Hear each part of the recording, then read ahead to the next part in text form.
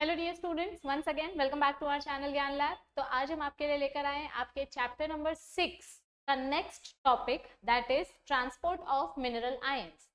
इस particular topic में हम क्या पढ़ने वाले हैं कि सॉइल से जब वाटर ट्रांसपोर्ट होता है तो वाटर के साथ साथ कौन से मिनरल्स कैसे ट्रांसपोर्ट होते हैं। ठीक है, ओके। तो टॉपिक स्टार्ट करते हैं, बट टॉपिक स्टार्ट करने से पहले मैं एक बार फिर से आपको याद दिला दूं कि प्ले स्टोर पे हमारा ज्ञान लैब का ऐप लॉन्च हो चुका है। इस ऐप को डाउनलोड करके आप ये फ्री मटेरियल का फायदा उठा सकते हो। फ्री मटेरियल में क्या क्या प्रोवाइड किया है आपको?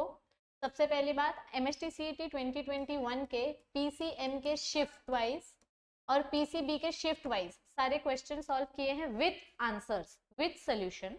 दूसरी चीज, आपके बायोलॉजी के पूरे सिलेबस में चैप्टर 1 से लेकर चैप्टर 15 और क्लास 11th के 4 chapter full MST syllabus, MST-CET का जो सिलेबस है बायो का, ठीक है, जितने भी साइंटिस्ट के नेम्स हैं, जितनी भी डिस्कवरी है, जितने भी ईयर है, सबका एक लिस्ट बना के आपके लिए फ्री PDF अपलोड किया गया है। तो ये फ्री PDF आप डाउनलोड कर सकते हो, नोट्स आप डाउनलोड कर सकते हो। और लाइव लेक्चर जो बच्चे अटेंड करना चाहते हैं, तो लाइव लेक्चर में हमने चैप्टर नंबर 8 रेस्पिरेशन और सर्कुलेशन ऑलरेडी फिनिश कर लिया है। ठीक है, अभी नेक्स्ट चैप्टर हम कौन सा स्टार्ट करने वाले हैं? Chapter number 9। कौन सा नेक्स्ट चैप्टर हम स्टार्ट करने वाले हैं? Chapter number 9, that is control and coordination, जिसका हम लाइव लेक्चर लेंगे। और टॉपिक पढ़ाते पढ़ाते हम MCQ की भी प्रैक्टिस करते हैं ताकि आपका कॉन्सेप्ट क्लियर होते जाए और MCQ भी प्रैक्टिस होते जाए। ठीक है, और चैप्टर के एंड में आपको कुछ MCQs प्रैक्टिस करने के लिए भी दिए जाते हैं as a test, as a DPP। ठीक है, चलो तो आज के टॉपिक से स्टार्ट करते हैं। आज का अपना टॉपिक है ट्रांसपोर्ट ऑफ मिनरल आयंस। तो ये देखो यहाँ पे क्या दिखाई दे रहा है आपको, सॉइल में वाटर है तो वाटर तो रूट के अंदर जा ही रहा है, बट वाटर के साथ साथ मिनरल आयंस भी रूट के अंदर जाते हैं। ठीक है, तो हमारा जो सॉइल है it serves as main source for minerals. अपना मेन मिनरल का सोर्स किधर से आता है? सॉइल से। Minerals constitute most commonly occurring solid crystalline inorganic materials obtained from earth's crust। Earth crust मतलब क्या होता है? बिलो द ग्राउंड, ग्राउंड के नीचे जो जमीन का तट है, एकदम अंदर, एकदम अंदर, वहां से जो मिनरल्स आते हैं उन मिनरल्स को हम बोलते हैं from below the earth crust. तो अर्थ में से, ग्राउंड में से हमको कौन से मिनरल्स मिलते हैं? Solid crystalline inorganic material like copper, zinc, magnesium, manganese. Minerals play very important role in day-to-day life of plant. Minerals are absorbed by plants in the ionic form. ये आयंस के form में Cu2+, MO2+, chlorine minus, ऐसे ions के form में ये absorb होते हैं mainly through roots, और फिर उसको आगे ट्रांसपोर्ट किया जाता है to stem and to leaves. Okay, अभी ये बॉक्स बहुत इंपॉर्टेंट है। मैं आपको हमेशा बोलती हूँ कि टेक्स्ट बुक का कोई भी कलरफुल बॉक्स आपको ऑप्शन में नहीं छोड़ना। Minerals that play important role in day-to-day life are called essential elements। और ऐसे टोटल 36 to 40 एलिमेंट्स हैं जो बहुत इंपॉर्टेंट हैं, जो प्लांट की लाइफ में चाहिए ही चाहिए, नहीं तो प्लांट की ग्रोथ बराबर से नहीं होगी। Some minerals like carbon, hydrogen, oxygen, phosphorus, nitrogen, sulphur and magnesium, ये बहुत ज्यादा क्वांटिटी में चाहिए होता है, very large quantity, very important and very large quantity is required. इनको बोलते हैं मैक्रो एलिमेंट्स। मैक्रो एलिमेंट्स मतलब जो लार्ज क्वांटिटी में चाहिए रहता है, which is required in very much quantity. While minerals like copper, cobalt, manganese, boron, zinc, ये थोड़े ही क्वांटिटी में चाहिए, तो ऐसे एलिमेंट्स को बोलते हैं माइक्रो एलिमेंट्स, जो कम क्वांटिटी में चाहिए रहते। ठीक है, the analysis of plant ash demonstrates, plant को जलाने के बाद उसकी राख, उसकी एश को जब स्टडी किया तो उसमें से क्या पता चला? The analysis of plant ash demonstrates that minerals are absorbed by plants from soil and from surroundings. तो ये मिनरल्स किधर से आया? सॉइल में से आया। Absorption of minerals is independent of that of water. देखो, आप बोलोगे कि जब पानी जाता है तभी आपका मिनरल एब्जॉर्ब होता है, ऐसा जरूरी नहीं है। पानी जाए या ना जाए, मिनरल फिर भी एब्जॉर्ब होता है सॉइल में। तो मिनरल का एब्जॉर्प्शन वाटर के ऊपर डिपेंडेंट नहीं होता है। Absorbed mineral ions are pulled in upward direction along with xylem sap because of transpiration pull। तो इधर पे जो मिनरल्स जमा हुए हैं ये मिनरल्स ऊपर कैसे जाते हैं? ट्रांसपीरेशन पुल की मदद से।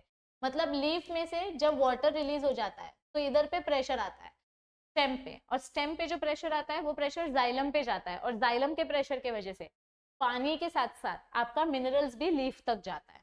ठीक है, this could be understood when the ascending SAP is analysed. तो जब आप नीचे से ऊपर जाते हुए पानी को, मतलब समझो आपने यहाँ पे स्टेम कट किया और यहाँ से जो लिक्विड निकल रहा है उस लिक्विड को अगर आपने स्टडी किया तो आपको उसमें वाटर प्लस मिनरल्स मिलेंगे। क्या क्या मिलेगा आपको उसमें? वाटर प्लस मिनरल्स मिलेंगे। ठीक है, okay. Mineral ions are needed in the area of plant. कहाँ कहाँ पे ये मिनरल आयंस की जरूरत होती है? प्लांट के कौन से पार्ट्स में ये मिनरल आयंस की जरूरत होती है? एपिकल पार्ट्स मतलब बॉटम एंड टॉप, मतलब समझो ये पार्ट्स। हाँ, ये देखो इधर पे भी मिनरल्स की जरूरत होती है, यहाँ पे भी मिनरल्स को जरूरत होती है। ठीक है, एपिकल पार्ट। लेटरल म्हणजे साइड साइड का ब्रांचेस, यंग लीव्स म्हणजे जे नवीन लीव्स येत आहेत उनको भी मिनरल्स चाहिए, and developing flowers, fruits, seeds and storage organs. Basically plant के हर पार्ट को मिनरल्स चाहिए, क्योंकि मिनरल्स को किसी ना किसी फॉर्म में वो एंजाइम एक्टिविटी के फॉर्म में या एटीपी बनाने के लिए, फूड स्टोर करने के लिए यूज करते हैं। Okay, hence from the source, अपने मिनरल्स का सोर्स क्या है? किधर से आ रहा है मिनरल्स? सॉइल से आ रहा है। सॉइल से किधर जा रहा है? रूट में जा रहा है। तो अपने मिनरल्स का सोर्स क्या हुआ इधर पे? रुको दूसरा कलर यूज करते हैं।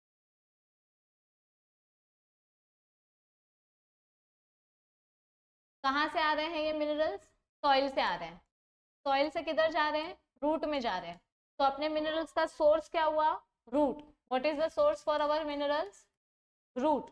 ठीक है, so the source is the root and these are pulled and transported ascendingly through the sap and it gets unloaded by fine veins through the process of diffusion in the vicinity of cells। इतने बड़े statement का मतलब क्या है कि नीचे से minerals ऊपर आता है स्टेम के पास, स्टेम से लीव्स में जाता है और लीव्स में आगे जाके ऐसे डिस्ट्रीब्यूट हो जाता है, फैल जाता है, उसको बोलते हैं डिफ्यूज हो जाना। भर के लाया मिनरल्स और दे दिया, अनलोड कर दिया। अनलोड मतलब फेंक देना। रूट से मिनरल्स भर के आया, लीफ को दे दिया और लीफ में वो सब जगह पे फैल गया, सारे सेल्स के बाजू बाजू में, उसको बोलते हैं विसिनिटी। विसिनिटी म्हणजे आजूबाजूचे सेल्स। ठीक है, cells take them effectively, actively, और ये सेल्स क्या करते हैं? फटाफट से उस मिनरल्स को खा लेते हैं। ठीक है, ताकि वो कुछ ना कुछ प्रोसेस कर सके, फूड वगैरह का आगे का प्रोसेस कंप्लीट कर सके। Soil would not be the only source for mineral uptake. Mineral ions can be remobilized within the parts of the plant. तो देखो सिर्फ सॉइल से अपने को मिनरल्स मिलेगा ऐसा है क्या? नो, मिनरल्स एटमॉस्फेयर से भी मिलता है, और एक बार प्लांट के अंदर ये मिनरल्स चले गए तो फिर वो अपनी जगह चेंज कर सकते हैं। लीफ का मिनरल स्टेम में, स्टेम का फ्रूट में, फ्रूट का फ्लावर में, फ्लावर का सीड में, ऐसे मतलब they can change their location. इसको बोलते हैं remobilization. मोबिलायझेशन म्हणजे मूवमेंट आणि री म्हणजे परत परत, तर ते आपली जागा सतत चेंज करत राहतात। Older parts like leaves in deciduous plants export their ions to younger leaves before the fall. तो क्या बोला गया है कि जैसे जैसे प्लांट बुढ़ा होते जाएगा, समझो ये कोई प्लांट है, इसकी ब्रांचेस है, अभी ये ब्रांचेस की जो ओल्ड लीव्स है ये नीचे गिरने वाली है, ये ड्राई हो गई है, तो इधर पीछे से जो न्यू लीव्स आने वाली है, ये न्यू लीव्स को तो वो मिनरल्स यूजफुल हो सकता है ना। तो ये जो लीफ डेड होने वाली है, ये डेड होने से पहले अपना मिनरल इसी स्टेम में छोड़ के जाएगी। अपना मिनरल किसको देके जाएगी? ये लीफ स्टेम को देके जाएगी, ताकि वो मिनरल जो नेक्स्ट बड्स है, जो नेक्स्ट यंग लीफ है, वो लोग यूज कर सके। So before falling, old leaves they give their ions to younger leaves. Most readily mobilized, readily म्हणजे quickly, सबसे फास्ट मिनरल्स कौन सा भागता है? मोबिलाइज होता है मतलब मूवमेंट चेंज करता है। कौन से मिनरल आयंस है? Phosphorus, sulphur, nitrogen and potassium, ये सबसे फास्ट भागते हैं। ठीक है, but the ions from structural components like calcium is not remobilized. Calcium ज्यादा इधर उधर नहीं भागता, लेकिन फॉस्फोरस, सल्फर और नाइट्रोजन ये बार बार अपना पोजीशन चेंज कर सकते। Okay, analysis of xylem exudate, exudate मतलब जब आप जाइलम को कट कर दोगे, समझो इधर से मैंने ये स्टेम को कट कर दिया. Analysis of xylem exudation also shows that some nitrogen travels as inorganic ions. तो इधर पे हमको क्या देखने को मिलता है कि नाइट्रोजन कैसे ट्रेवल कर रहा है, इनऑर्गेनिक के फॉर्म में, मतलब अमोनिया वगैरह अमीनो एसिड्स के फॉर्म में. Whereas much of it is carried in the organic form like amino acids and related compounds. तो आपका ये नाइट्रोजन अमोनिया के फॉर्म में भी ट्रेवल करता है और अमीनो एसिड के फॉर्म में भी ट्रेवल करता है. अमोनिया के फॉर्म में ट्रेवल कर रहा है तो this is inorganic, amino acid के फॉर्म में ट्रेवल कर रहा है तो दिस इज ऑर्गेनिक. ओके, तो इट डिपेंड्स कि नाइट्रोजन के आजू बाजू में क्या अवेलेबल है, किसके साथ वो बॉन्ड बना सकता है, किसके साथ नहीं बना पाता. Small amount of inorganic molecules of phosphorus and sulphur are also carried. Phosphorus sulphur भी थोड़ा आगे पीछे जाता है. It was a belief of earlier It was a belief earlier that xylem transports inorganic and phloem transports organic molecule. ऐसा पहले बोला जाता था कि xylem जो है ये water plus inorganic ion transport करता था और फ्लोएम फूड और ऑर्गेनिक आयंस ट्रांसपोर्ट करता था. But it is not correct, ये राइट नहीं है. This is not correct because some exchange of materials also occur between xylem and phloem. ये दोनों आपस में भी कुछ मटेरियल एक्सचेंज करते हैं, तो इनके बीच में भी एक्सचेंज चालू रहता है, इसीलिए this process is not true. Do you know different modes of passive absorption and active absorption of minerals in plant? Different modes of passive absorption and active absorption of minerals in plants है ना, cohesive force, adhesive force, तो ये different modes of absorption है. Carrier concept of active absorption, active process अपन ने देखा था ना, फैसिलिटेटेड डिफ्यूजन, एक्टिव एब्जॉर्प्शन, तो वो इधर पे आएगा. ठीक है, यस. ये देखो, जाइलम से आपका वाटर और मिनरल जाता है फ्लोएम के पास, फ्लोएम से फूड आता है जाइलम के पास, तो ये आपस में भी तो मटेरियल एक्सचेंज करते हैं. तो बस यही चीज आपको समझाई गई है. इस टॉपिक को यहीं तक रखेंगे शॉर्ट. अब बचे 3 टॉपिक्स, 6.11, 6.12, 6.13. तो ये चैप्टर के जो एंड के 3-4 टॉपिक्स है, ये हम अपने नेक्स्ट आने वाले सेशंस में कवर करेंगे.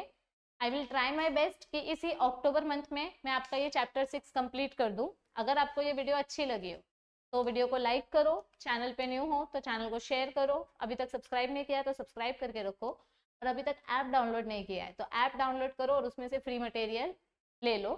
और अगर आपको चैप्टर 9 लाइव सीखना है, कंट्रोल एंड कोऑर्डिनेशन, हम ऑलमोस्ट बायोलॉजी का 90% सिलेबस बोर्ड्स के पहले लाइव कवर करेंगे ऐप पे, और सीईटी तक तो पूरा सिलेबस कवर हो जाएगा. तो अगर आपको लाइव लेक्चर्स अटेंड करने हैं तो आप कोर्स ज्वाइन कर सकते.